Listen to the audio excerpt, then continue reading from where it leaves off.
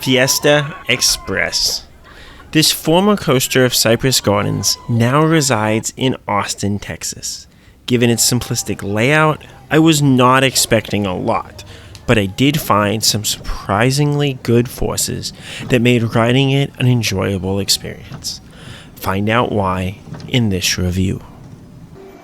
Fiesta Express is a Minnie Mouse model kiddie coaster from Zamperla, which has been located at 25 different parks, though many were likely relocated coasters. Despite the name of this model, Fiesta Express is one of the most common names for this type of coaster.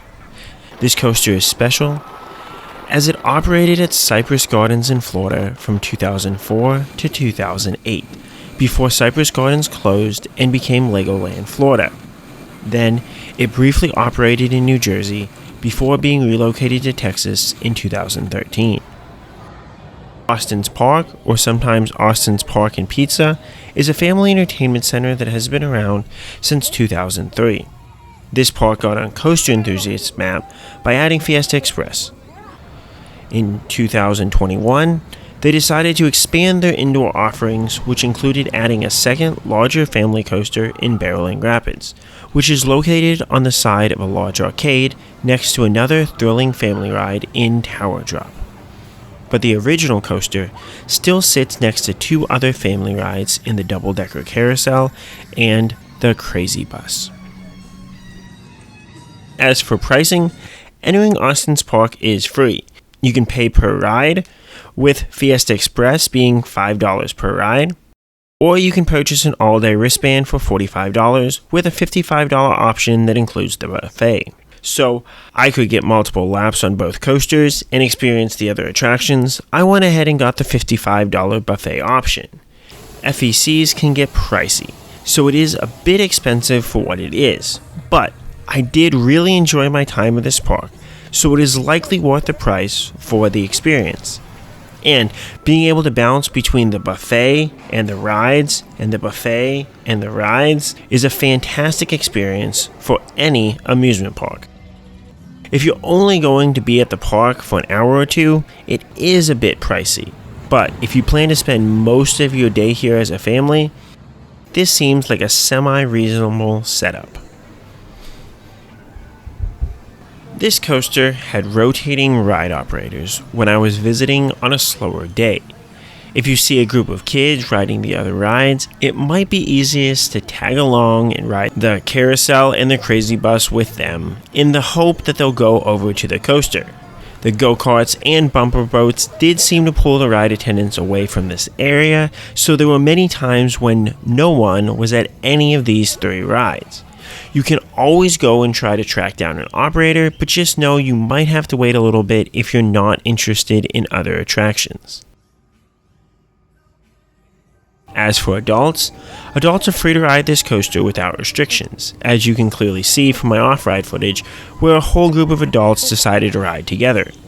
It is still a kiddie coaster, but anyone should be free to get this credit if they so choose. When loading into the trains, you'll notice two things.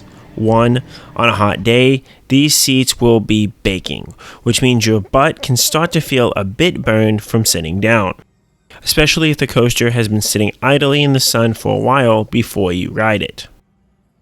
Second, there's a metal T-bar similar to FBF Visa kiddie coasters. With the strong laterals on this coaster, you'll likely not want to straddle it and have a metal bar between your legs. So sitting to one side, preferably the right side, should help make your experience a bit more enjoyable. The seats are a bit janky and hard during your riding experience, but given the small nature of this ride, that should not be a terrible problem. After leaving the station, you travel up a small but long lift hill. At the top, you round a sharp turn before going down a little ways into the back and forth layout. The turns on the right of the coaster by the carousel are for some laterals, though these are not that strong, especially towards the back. The front is pushed a bit more through this section, so as you can see, the laterals are a bit stronger up there. The turns on the left by the lift hill are taken with a bit more speed, which allows you to get even better laterals from these turns, and are the two special and enjoyable moments from riding this coaster, as you are whipped around these hairpin turns. I'm a sucker for good laterals, and this offers a pretty solid experience.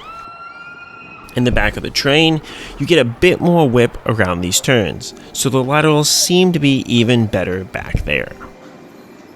Normally, I'm not a big fan of putting my hands up on coasters, as some of the best riding positions I've found, including holding on to a railing or my restraint to help give me more airtime. Particularly holding on in front of me on my favorite coaster, the Steel Eel, is normally much better than putting my hands up. But on this coaster, let yourself be loose and be pushed around the turns with your hands up, as that will really maximize the entire experience. Then, in kiddie coaster fashion, you do a second lap around the track before ending your experience on Fiesta Express. Overall, how good is Fiesta Express? With some surprisingly good laterals, this does a lot better than I expected as a small and simple kiddie coaster, as it ranks in the top half of kiddie coasters that I've been on. I rank it right above Streamliner Coaster, soon to be Batgirl Coaster Chase at Six Flags Fiesta, Texas. Despite that coaster's small size, I've really come to love its first drop, as it can hit giving a nice mix of laterals and a drop feeling. I rank it right below Super Grover's Boxcar Derby at SeaWorld San Antonio, which offers a decent drop into a sharp turn followed by a nice rocking bunny hill. A total package that offers a solid punch for a kiddie coaster. Fiesta Express ultimately does a great job of offering a simple, solid coaster experience while being accessible for even those riders most scared to ride a coaster. Do you find Fiesta Express to have good laterals? Where does this rank as a kiddie coaster for you? Let me know. And as always, Kapkun Krap.